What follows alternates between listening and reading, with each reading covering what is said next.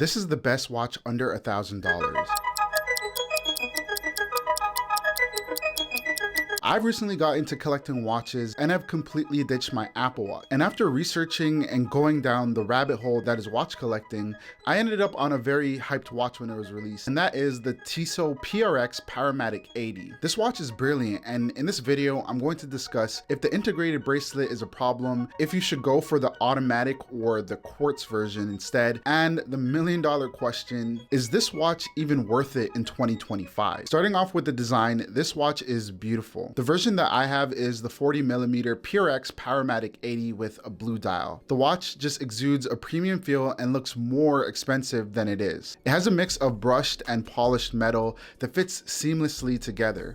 Small details like the T on the crown and the bordered date window add that bit of character that makes it feel more expensive. The watch has an integrated bracelet and I'm okay with that. I genuinely like it. I like the way that the light reflects off of it and how comfortable it is as well. It has a quick release mechanism and is easy to put on. Overall, it feels like Tissot did not cheap out when it came to the bracelet, and it makes it feel all the more worth it. Just look at it shine. The watch is very similar in looks to the AP Royal Oak, but it actually has design roots going back to the watches of the 70s, particularly the Tissot C-Star, which looks almost exactly like the PRX. It's also water resistant up to 100 meters as well, but I wouldn't personally wear it in the ocean. What I like about the watch as well is that blue dial on it. While it comes in a bunch of different colors, the blue dial is my personal favorite, and I love the waffle texture finish on it. The quartz version of this watch is very similar, but it's missing the waffle dial, and again, this adds to the more premium finish of it. It's really the small things. The watch is an automatic watch with Swiss movement and is self-winding.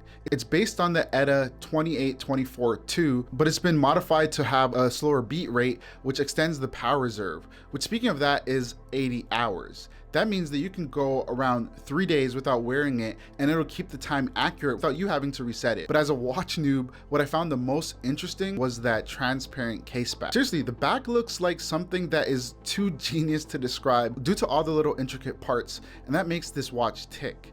Going back to the power reserve though, some people may have issues with it being slowed down, mostly because they care more for accuracy, but me, I'm not picky yet. So who's this watch for? Well, I bought this watch because it was really affordable. For under $1,000, you get a Swiss-made watch that doesn't feel or look cheap. It feels great on the wrist and is really a go anywhere, do anything kind of watch. It has a lot of character, so if you are someone very similar that is looking for a watch that doesn't break the bank too much and looks way more expensive than it is, then this is the watch for you. Also, more practically, if you aren't a fan of quartz watches, you like the waffle texture and want an automatic watch with a power reserve, this thing is a no-brainer. It's the best watch you could get under $1,000. On the flip side, I'd avoid this watch if you weren't trying to spend more than $500, because while it is affordable to me, it's still a lot of coin to a lot of people.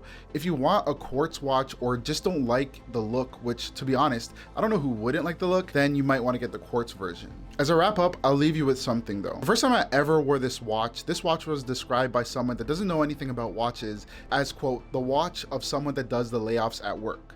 Little did he know that this watch can be worn by the worker and the layer offer, because it's kind of an everyman's watch.